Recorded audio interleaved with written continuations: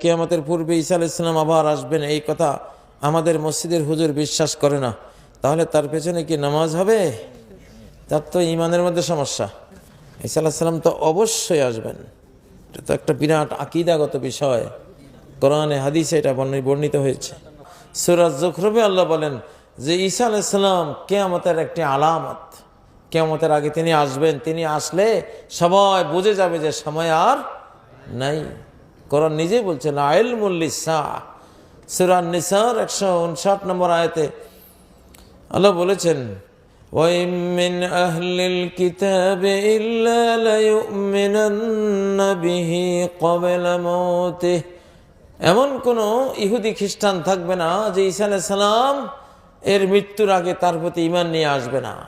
তাহলে ঈসা আলাইহিস সালাম পৃথিবীতে আসবেন, তার মৃত্যুর আগে তাকে দেখে সব ইহুদি খ্রিস্টানরাই মুসলমান হয়ে যাবে। এটা তো কোরআন বলছে।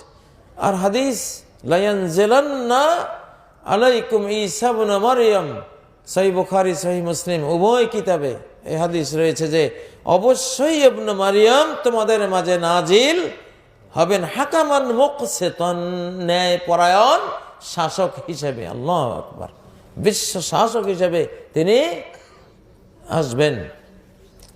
এই ব্যাপারে অজস্র দলিল প্রমাণ রয়েছে। এটা একবারে মুত্তাফাক আলাই, সর্বসম্মত ইসলামী একটা আকীদার বিষয়, সন্দেহ পোষণ করার কোনো সুযোগ নেই এখানে।